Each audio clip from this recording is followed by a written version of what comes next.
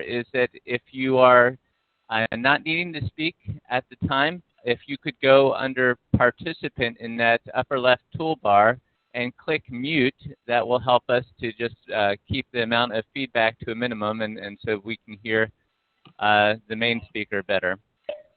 So this webinar is being hosted by the Mobile Ministry Forum. We are just a very loose, I wouldn't even call us an organization, we're just a group of individuals from various ministries who have gathered together, seen what is going on in the world with mobile and telecommunications, tablets, things like that, and saying, wow, we're living in a new world where the people we're seeking to reach are constantly connected. And there are new things that need to be done by the church to be able to follow up on that. So we're just trying to help pass on learning to connect people together. And so we're glad to be able to have this webinar today.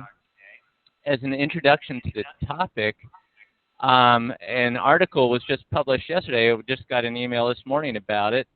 And it called the mobile phone possibly the ultimate bugging device. If you are familiar with the Visual Story Network, I don't know if it's possible to show my screen at this point, but if it is, I've got an article that was written in the mobile forum at the Visual Story Network, and the title is Anna, A-N-N-A.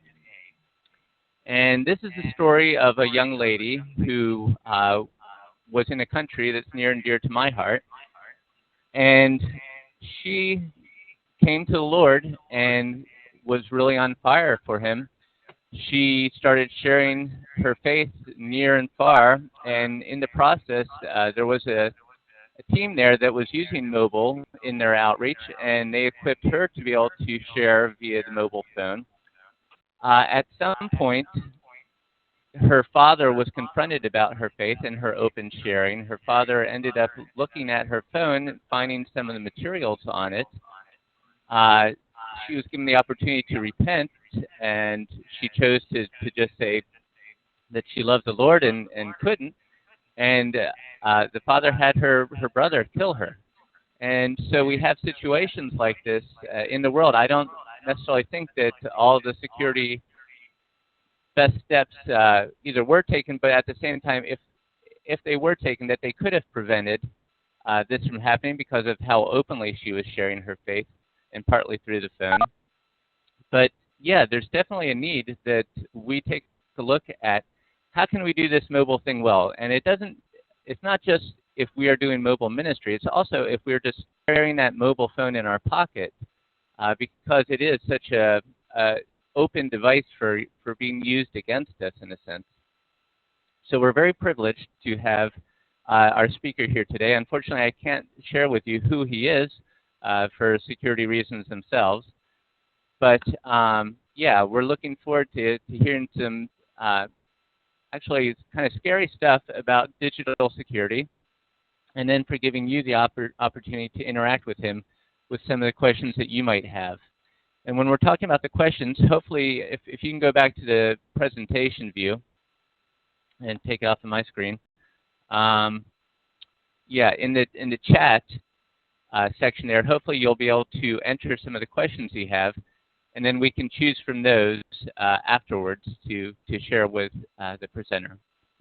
So I think with no further ado, yep, go ahead. Let me comment. I see, okay, so I see Tom Kazoyan is writing here about how do we see the participant list. I can see the participant list. Can anybody else see the participant list? No. No. All right. No. Okay. I don't know how to do that. And it also looks like we can only send to either yourself or the presenter. I think the way, yeah, did you guys just set that up for security this time? No. Not necessarily. You could say that. You could just say it was intentional. Sure, absolutely. Yes, of course, yes. I'll work on that. I'll see if I can figure that out while the presentation is underway. So let's not delay it. If I can do it, I will. Okay. Over to you, Fritz.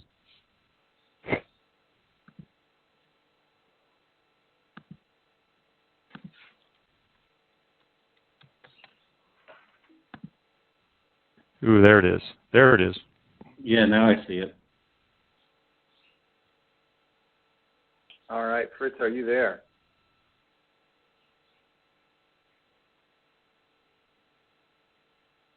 Well, we had him.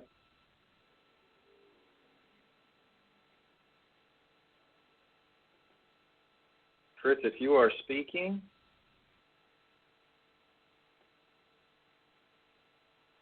we can't hear you.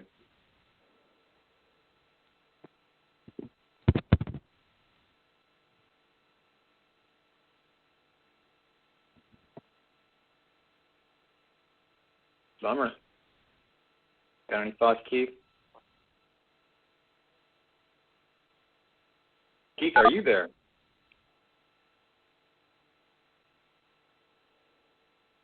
All right. Keith, can you hear me? Hey, Keith, can you hear me? Hey, yeah, I'm here. Can you, I was muted and I couldn't unmute myself. You can't unmute yourself. It's all gray right now. All right. Okay. Here's just one last little protocol thing. I'm going to unmute everybody, and then you're going to have to remute yourself. And I guess that way you have control over your own mute and unmute capabilities. So I'm unmuting everybody, just so please do me the favor of muting yourself. Nobody. All right. Everybody's unmuted. And Fritz, are you there? Hello. Hey, it's Fritz. Fritz? Can you guys hear me? Is that you, Fritz? Okay, you're back. God bless you, bro. We hear you. Sorry about We that. I don't know still what can't happened. mute ourselves, it looks like, or at least I can't. Okay. Well, do you want to just jump right in? Yes, please, by all means. Apologize for that. I don't know what happened, but on my end, it's almost like WebEx kicked me out, but I was speaking, so let's try again. So thanks to everyone for joining us today. Appreciate you guys putting yourself on mute, even if you are on voice over IP, because we get keyboard noises and all sorts of other underwater type noises. So yeah, let's just jump right in. The perspective I'm going to take on this call is probably something that you haven't thought about a whole lot, and that is the perspective of someone who, as you're doing ministry, wherever it is that you do ministry, and whatever it is that you do, the perspective of a security agency looking for you, information about you, your contacts, and so on. And so that's a bit of what I hope to address today, assuming I don't get kicked out again. So first slide here, smoking gun, bit of a definition here. If you are an investigator, the smoking gun is ultimately something that serves as sort of the conclusive evidence or proof. For example, if you're looking for information in the Enron case, then you might find 3, 4, 5 emails that conclusively point you to someone that is of interest for your investigation. So first off, I'm just going to put a time frame up on screen. I won't ask you to sort of shout out what the meaning is, but if you could just give it a few seconds of thought, see if you can think of what this 9 years, 7 months, and 21 days represents. And then we'll click on and I'll talk through this a little bit. So this essentially is how long it took for the U.S. to find Osama bin Laden. And there's been a bit of press about this lately, timely, as far as our webcast today. But ultimately, the U.S. had people looking for someone that was halfway around the world. They used every form of intelligence technology available to them, and they have a lot. And it was only in year 9 that they found one smoking gun. Now, I'm sort of oversimplifying a little bit, but essentially it boiled down to one phone call from a courier. There's lots of human intelligence involved as well, but if you can think of the millions of phone calls that the U.S. filtered through for most of Pakistan, at the end of the day, after 9 years of looking, they found that one phone call. So amazing the efforts that certain governments will go through if someone is a high-value target. So the question for us, depending on where we are and what kind of ministry we're doing, which country we're in, what the attitude is of the government at a certain point in time, because as we know, wherever we live, whether it's in the West or in the East, at some point the government could turn against Christianity. And so the question is, whatever it is that we're doing, are we being watched? So I've entitled this talk, Shadows in Digital Worlds, and the verse that I'd like us to keep in mind, sort of in the back of our mind, is Matthew 10:16. Behold, I send you out as sheep in the midst of wolves, so be shrewd as serpents and innocent as doves. And our challenge as Christians is not just to go out and share the gospel, which obviously we're asked to do, commanded to do, instructed to do, and we have to do as part of our daily life, but we also are commanded to be shrewd as serpents and wise in how we go about our business. So hopefully something in here will help you as you're doing your ministry. So in the modern world that we live in, digital world, we are never alone. There is always someone watching from the shadows, even now. So this webcast right now, I know that MMF is obviously recording it, but all of the packets that are flying back and forth across the wire of all the different parts of the internet in different countries and all that kind of thing, they are all being recorded for any number of different governments and organizations that are interested in various things going on online. So our presentation today is about what they're watching, what they can see, and what it is that you can do about it.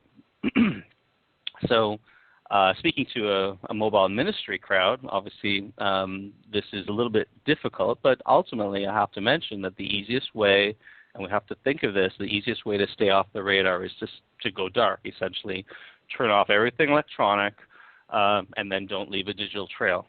That obviously leaves a lot less to be found. There are still all sorts of things that they can find if they're looking for you, but whichever. So for many or most of you, that isn't an option, at least not all the time. Perhaps some of the things that we talk about will encourage you to go dark some of the time, and I'll talk a bit more about that as we go on. For some of you, depending on where you are, and for the people that you're working with, going dark may be key to survival, and that obviously applies also in a spiritual sense to the church and to the message as it's going forth and hopefully reaching as many people as possible. So first off, let's look at an industry that's devoted to tracking people. It's called lawful interception or lawful intercept, depending on where you read. And definition of LI is essentially an industry that is dedicated to obtaining communications network data pursuant to a lawful authority, which basically means whoever owns the laws in a certain or controls the laws in a certain jurisdiction for the purposes of analysis or evidence. Whoever just dialed in, if you could go on mute, please, that'd be appreciated.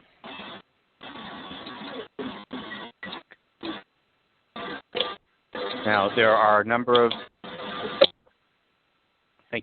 There are a number of governing laws that apply to the lawful intercept space. You can see some of them listed here. If you're in Europe, you can see ETSI standards. In the U.S., obviously the Patriot Act, Canada Criminal Code, other countries, Convention on Cybercrime.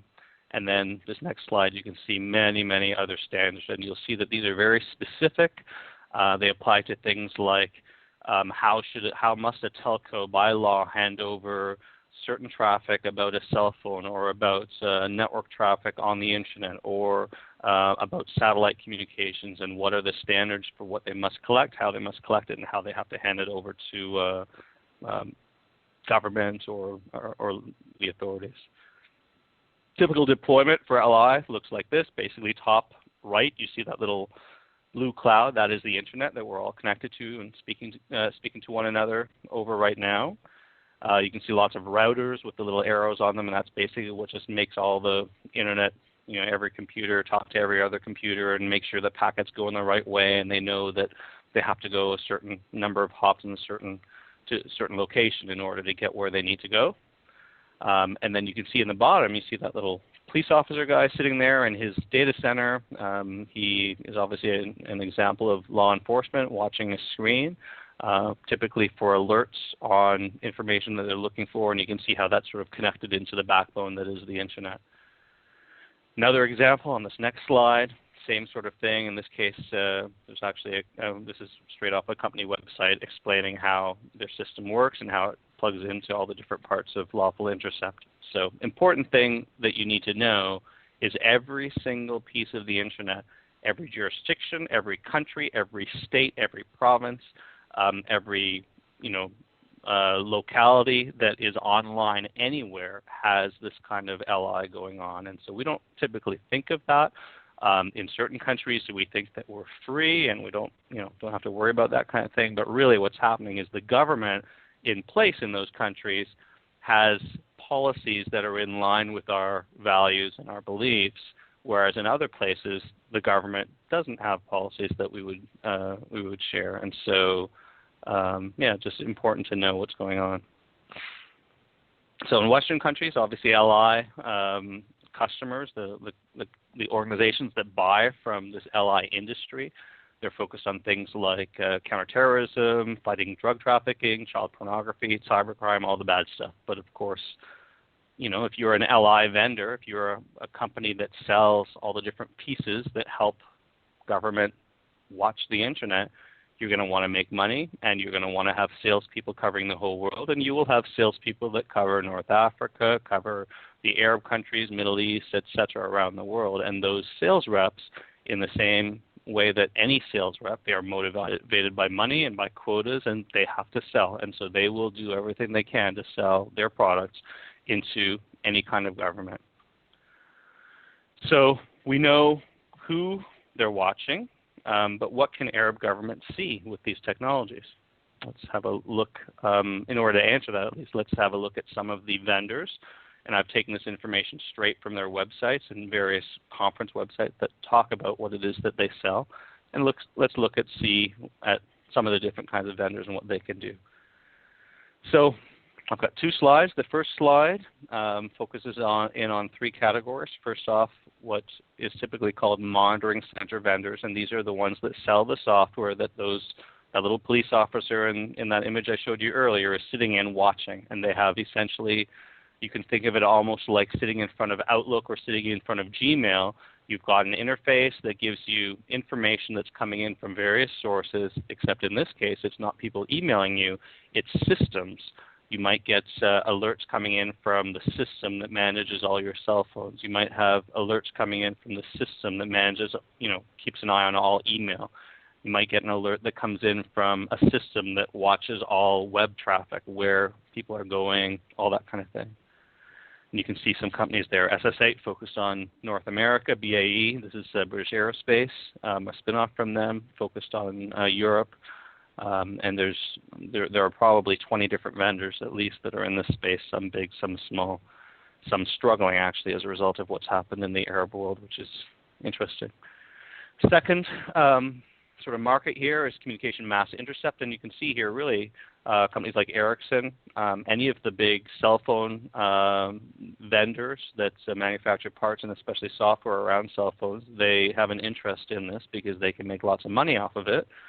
ClearTrail, others, right? So the goal with this component of the LI network is to, in a very, very, very massive scale, be able to, in real time, find information. And so typically these guys don't start out looking for a specific person, they're looking for patterns.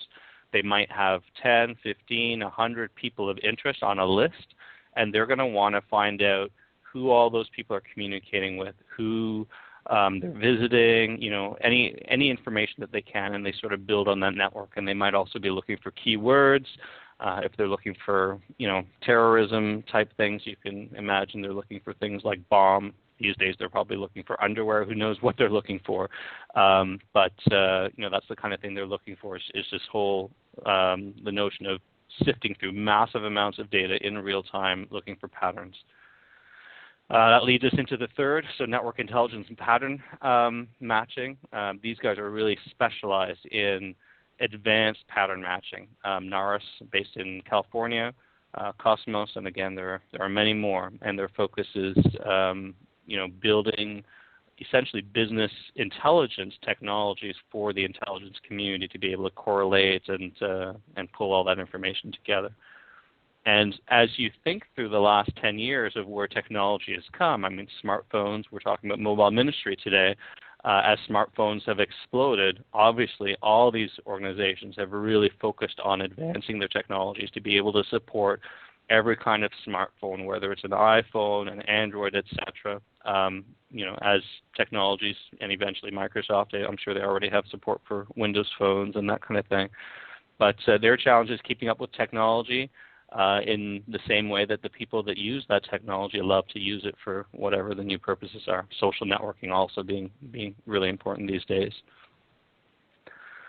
Second part of our list here, so the first category at the top, mass data retention. So if you can imagine an entire country that wants to filter off a copy of all communications that are electronic for the entire country, for every single person, every computer, every device in that country, you're talking a lot of data. And there are intelligence agencies today that are storing data for a year or more for an entire country.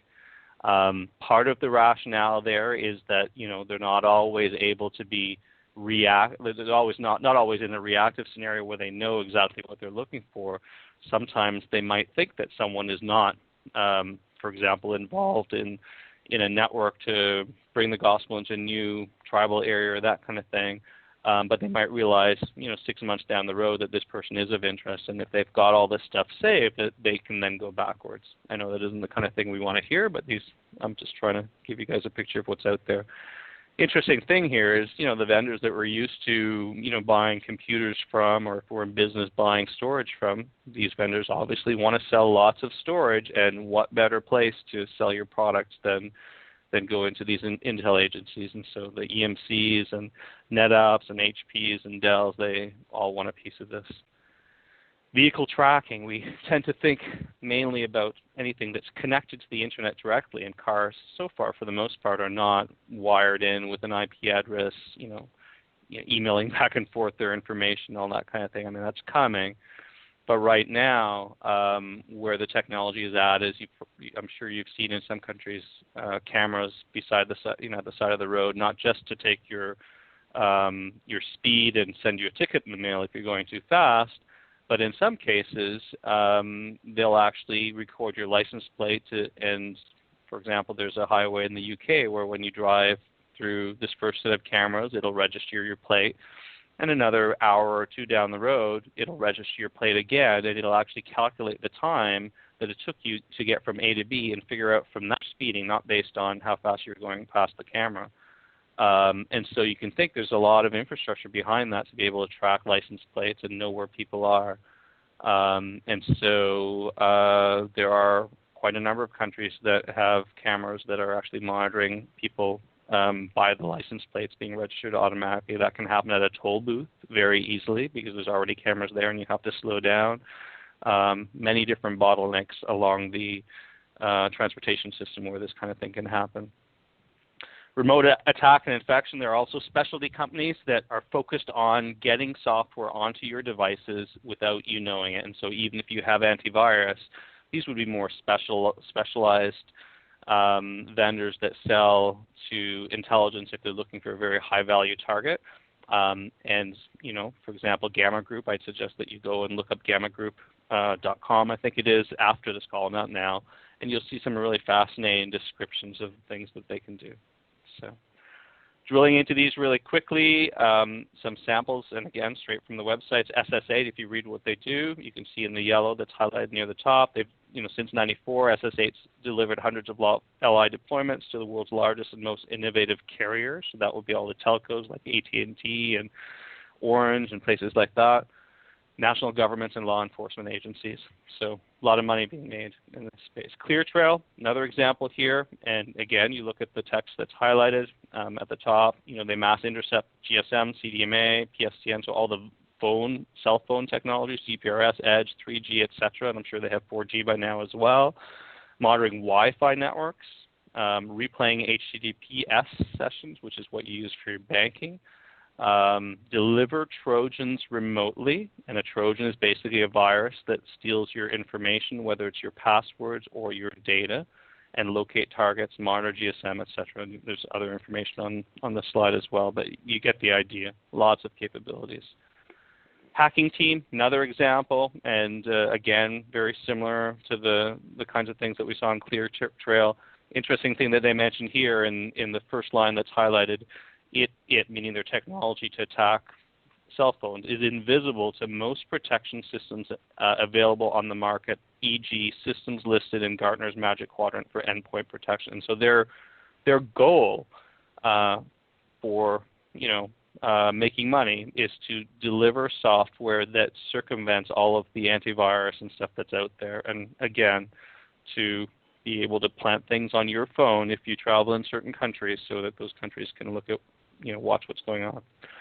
So you're probably thinking that's all nice, but what can they see about me? Well, simple answer, anything digital that's not encrypted, they can see, right, as long as it's connected to a public network. The detailed answer is everything that you see on the screen and much more. These guys are trying to build a profile of your identity, and your identity is everything from your credit card information, banking information, date of birth, who your friends are, who you communicate with, the IMEI numbers on your phone that uniquely identify your phone, the games your kids play online, everything. They are trying to paint a picture of everything they can possibly do relevant to whatever it is that they're looking for. So some of you are probably thinking it's hopeless, so why bother? And I just want to remind you about Deuteronomy 22:8, which probably isn't a common verse that most of you think about, but it basically says that when you build a new house, you should essentially make a parapet, which is like a small fence around your roof so that you may not bring the guilt of bloodshed on your house if someone falls from the roof. And the idea behind this is obviously that as we're going about our business, doing whatever it is that we're doing for him, obviously, we still need to be careful, and we're responsible to protect those that we're working with. And as we're doing ministry and perhaps doing follow-ups through email or whatever it is, I think it's our responsibility to try to provide mechanisms that at least consider the security of the people that we're talking to, not just in our family, not just in our teams or our organizations, but also nationals and others that are coming to Christ and looking for more information. And sometimes we tend to forget about those, or maybe think it's impossible to do anything. It's just such a big problem. But my challenge to each of you is to actually think about this and think about what I have to say. So we have a responsibility to make security part of our lifestyle. What can I do? What does that look like? Some examples around the home. If you're on your home internet, obviously, or maybe not obviously, but always connect to the internet with a VPN, a virtual private network. I've got a link later on here to an organization that provides these to many folks doing various kinds of work around the world. But you really need to be using VPNs. If you're not, essentially everything you're doing is completely wide open. And shredding. I have a shredder right beside me, a very good one that shreds things into tiny little balls. I shred everything. Sometimes I shred too much, but and after it's shredded, there's not much you can do. But you should be shredding your bills, anything that's got any kind of information about your ministry, that sort of thing. Files. Recommendation is that you save at least the critical information in encrypted form. I know these things sometimes are inconvenient and risky if you lose your key at some point. But I think again we have a responsibility to do that. Cloud services, things like Dropbox, SkyDrive, etc. They're very convenient. They're amazing if your laptop dies, like mine just did yesterday because it got a rootkit. Again, keep in mind that, for example, Dropbox had an outage, I think it was sometime in the last maybe 12 months ago or so, where for 4 hours their systems, because of a bug or something, forgot to check passwords for every single Dropbox user around the world. Now, thankfully, not too many people figure that out, but you can think of what the impact would have been if that was publicly known and malicious people started copying everything they could. Mail, if you're using email, use HTTPS only, and ideally VPNs as well. Now, I mentioned HTTPS. This is an example of if you're just using Gmail, there is a setting in here where you go into Gmail settings and you see in the red square, always use HTTPS. And what the S means is that there's a SSL certificate that essentially ensures that at least there's a greater amount of security and some level of encryption going on between your machine and the server. If you're not doing this, it's wide open. Now, this next slide shows you what you need to watch out for. We've all, I think anyone who's been on the internet for a while has seen this. There is a problem with the website security certificate, and I think sometimes we're used to just clicking through.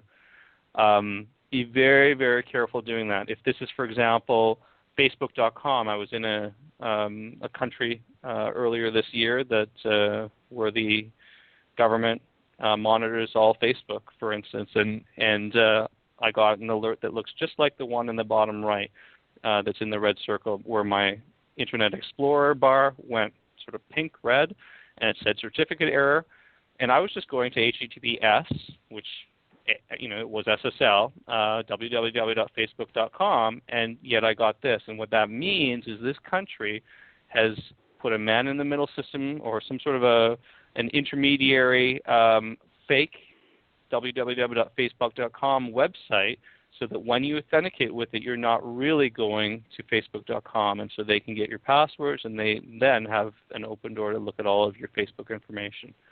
So really need to be aware of what's going on in your browser as far as SSL errors. Communications, traditional phone lines should be obvious, but don't share anything sensitive. They're one of the easiest ways to get information from you, as long as they actually have someone sitting there listening. I guess it's resource intensive to do that, but when you put the phone, if you're using a traditional phone that actually, where we've got a headset that actually gets, or handset that gets put back on the base, don't assume that, especially if you're in a hotel room or an airport lobby or some suspect place, don't assume that the microphone has been turned off just because you've put it back on the cradle. I have seen in the last year demonstration devices where, they're designed to stay working when the phone is back on the hook. So mobile phones, tracking, remote listening. I've got another slide on the tracking, but essentially every single mobile phone, the word cellular phone comes from different cells, and a cell is essentially sort of a circle around every cell tower that you see, and you go from one cell to the next as you're traveling, because each cell, basically you're hopping from tower to tower, and that's why you have some areas that don't have coverage because there's no towers there, but that also lets whoever wants to, government or telcos or whoever's got the systems and the access to do this, they can triangulate your position. And so, for example, there are quite a number of countries, including all over Europe and in the U.S., where you can see how fast traffic is going on a site like Google Maps or that kind of thing. And the way they do that is they're tracking cell phones by triangulating, and they're figuring out the speed that people are driving in their cars just because they've got their cell phones on. And so mobile phones can be used generically to track entire populations or specifically to track individuals, just like a GPS. I have a friend that just came back from probably the most closed-door country in the world, and this country, I think a couple of years ago, opened the door to cell phones intentionally because the government realized it was just an incredible way of tracking their people. You don't have to sit there and go through all the effort of planting bugs on people. They'll actually spend lots of money and go out and buy these shiny little bugs that they can carry everywhere. Some mobile phone technologies allow people to actually remotely listen in, and so if you have the battery in your phone and if you've not turned it off completely, that phone could, in theory, have some software on it that's, as long as there is power going through that phone, that could be either in real-time listening or could be recording your information and then passing it on later on. The same thing applies to laptops. And so if I go into a sensitive meeting, if I have any say in it, I will actually request that people leave their phones, in a hotel room, at home, take the batteries out, put them on top of the phone. If it's an iPhone where you can't take the battery out, at least power it down completely. Flight mode doesn't cut it because there's still battery going, there's still some juice going through the phone. Bluetooth, some of you may be thinking, generally it's okay, really just not so much the technology, but because the distances are short, and so you would actually have to have some recording technology within range of Bluetooth to be able to intercept what's going on, and so it tends to be okay. SMS, completely wide open, anything you communicate there. Skype, our recommendation is use a VPN. And Skype itself, we know that in some countries there's backdoors. We suspect by now it's been breached it's just been a target for so many years by government agencies. So my suspicion, at least, is that it's been breached. But then also, you don't have to break into the Skype algorithms in order to record a phone conversation. You could easily put something on someone's computer that has a Trojan, and just it activates the microphone, and it listens in from outside of Skype, records everything that's going on, and then passes that information on. So lots of different ways there that they can listen in. Social media, Facebook, anything you post can be accessed. LinkedIn, really anything social. Assume that that's all public. If you look at some of the privacy policies and some of the things that you accept when you set up these accounts, it's amazing how much of your data is owned and, in theory, could be posted at some point by these organizations. iPhones, Androids, iPads, VPNs, again, will protect your data, but they won't do anything about being able to triangulate your location, that kind of thing. Passwords, they exist for a reason. Don't reuse the same password on all your different websites, banking, and all that kind of thing. I know it's tempting. I know it's inconvenient to have different passwords. There are password keeper apps out there where you can put passwords in so that it helps you generate those. Don't write them on sticky notes under your keyboard, all the usual things that you've heard many times. Many of you, I'm sure, don't have a password on your phone. After this call, not now, after this phone call, put a password on your phone. Easiest way of getting your contact and information like that is, I was in another country a couple of years back, and I had my BlackBerry stolen. And it may have just been stolen for someone who just wanted to make a quick buck, and it may have been stolen by a security agency. I have no idea. And when that gets stolen, if there's no password on it, they can get a lot of information that way. There's a link here to essentially, if you look on YouTube after this call, it's basically a company that sells their wares for cell phone tracking. It just sort of demonstrates what I've talked about. For more information, we've got a couple links here. First, there is an annotated bibliography, and whoever took us off mute, I'd appreciate it if you could put yourself on mute again.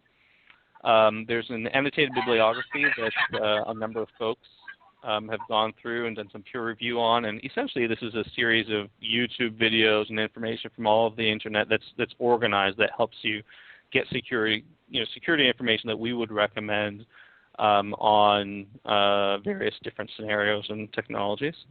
There's a link there to safermobile.org, which is a site that we would recommend for mobile security. VPNs, there's a link there to Stormwind, which is an organization that helps folks that are looking for VPN technologies. And then finally, there's a link to the Mobile Ministry Forum.org site at the bottom. My final reminder, comment, encouragement, whatever way you want to see it, to all of us is, as much as it can be a little bit overwhelming looking at all the technology, I think it's important that we're aware of the truth. Ultimately, Jesus came to testify to the truth, and our job is to understand truth and communicate that truth. And so this is the truth around, lawful intercept and those technologies as best as I can convey it to you.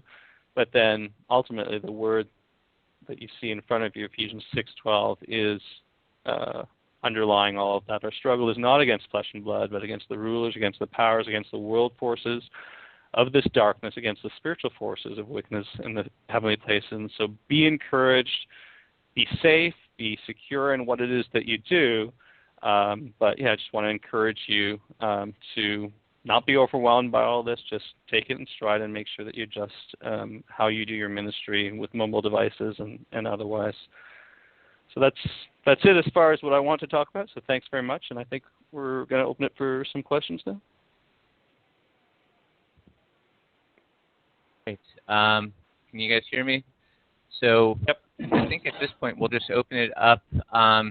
Let's try not to clamber over each other too much here, but if just perhaps one at a time. If you have an urgent question, especially that relates to mobile and security, feel free to jump in now and ask that, and then go back on mute.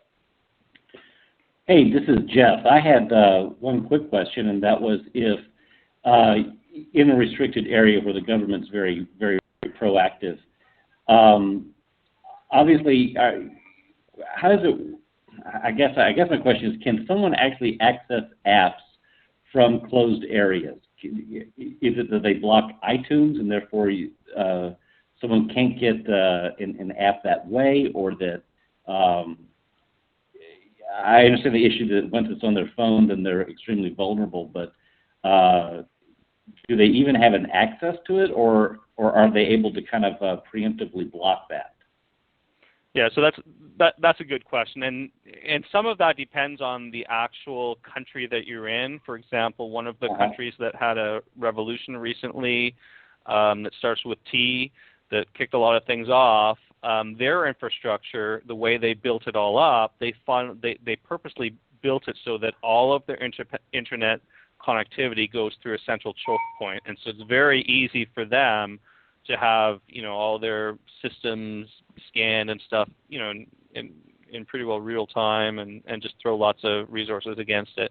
It's harder in countries where things are pretty distributed, or they might have some overlap with cell phone coverage that comes in from a neighboring country, that kind of thing. It depends on what the infrastructure is like.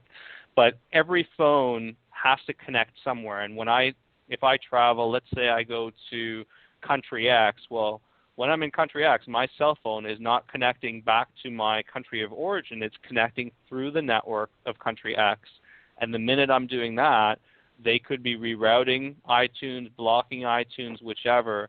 They can't necessarily access what I've already got there for apps, but they can absolutely try to put a Trojan or something onto my phone to get into that system. I'm not sure if I answered the question or not. No, you did. Did I understand that if you've got the app already onto your phone, they're not able, in these kind of very proactive countries, they can't see what app you have? Is that what I understood you to say? Not unless the app does some sort of. I'm not sure how the technology works, but for example, with the app stores and all that kind of thing, sometimes there's updates that get pushed down, and I don't know how that mechanism works. But in theory, if they're pushing an update down, they could be pushing something bad down. Yeah. As a general, as a general rule. There are many security-sensitive organizations that when someone from that organization travels to certain countries, they are not allowed to even bring a laptop or a cell phone that has any data on it. That is how security conscious, if it's U.S. government, for instance, they will give you a loaner laptop if you go to Saudi, to China, wherever it is, and they will literally, as soon as that laptop comes back, they will never use that laptop again until it's completely rebuilt. Same thing for cell phones. So that's an example of the sensitivity that's out there. Hey, I'm going to jump in. I've got a question from JR. JR, can you go off of mute and I'll read it, JR, but you can go off mute to clarify if I've not represented you well. Here is his question: can remote access software access data such as video stored on smartphone micro SD cards? Well, I mean, software can do anything that it's been programmed to do, right? And so if a virus could do that, and as an example, I have a rootkit right now that is doing everything from blocking me to even use Explorer. It has downloaded a Trojan that if I connect to the internet, it could take my passwords and data and send them away regardless of where. I've had to actually inoculate all my USB drives so that when I stick them in, there's no risk there. I mean, software can do whatever it's whatever it's been designed to do. So yes, it could access information on an SSD if that is a common enough scenario that some organization somewhere can make some money off of it or can somehow profit from that. So a lot of it comes down to, is it a big enough target? and if it is, then yeah, they could do that. Related to that question, is there a way to ensure that your cell phone, your mobile phone, does not have that Trojan included on it? It depends on the level. It's sort of a spectrum. I mean, if you're in a country where it's not a huge risk, then in theory, you can get some antivirus. There's some antivirus software out there. If you just do a search for antivirus and then the platform phone that you have, or if you look at that link, the annotated bibliography, there's some specifics in there. But if you're in a country where it's very sensitive, I mean, as I mentioned, the U.S. government, they'll literally wipe that phone, and wiping, and I've had people tell me with this laptop, the only way that I can be 100% sure that rootkit and the Trojans that have been put on it, the only way I can be 100% sure is to completely format and rebuild. I don't really want to do that, and I don't have anything that. Sorry. I'm sorry.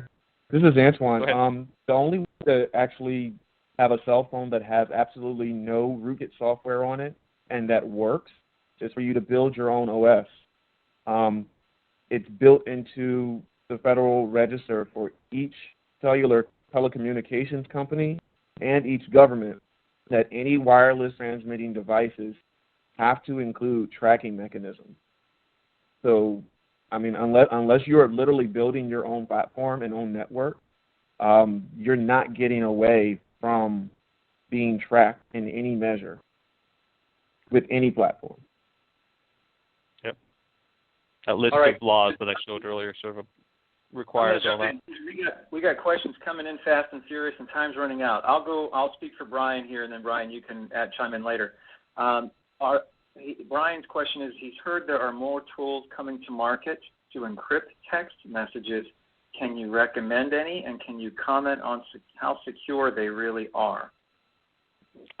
Honestly, I don't know. So sorry. I'm not. Yeah, it's not something I'm aware of. So, but we can try to do a follow-up afterwards and find someone who knows. Antoine, do you have any quick thoughts on that? You're on mute. Just be sure to unmute. I'm unmuted. All SMS communications are stored by the carrier for no less than 3.5 years. Encryption doesn't matter. Okay, fair enough. Let me go over to, who did I say was after Brian? James. I'm trying to keep track. Let's go with, whoever I said Brad it was Ray. Next. Go ahead, Brad. Okay, Brad, you know what? I'll read your question. Here it is. Sorry, I got to find it again. Oh, golly. Brad, help me out here, man. Okay, is Hamachi still a good VPN solution, and is TrueCrypt the best solution? I would just refer you to that annotated bibliography document. I don't know the specifics. I know that IPsec VPNs out of the 4 kinds of VPNs are the most secure. TrueCrypt isn't a VPN; it's an encryption technology for local hard drives. And my understanding is it's quite good because it's got multiple. You can put multiple encryption algorithms sort of combined.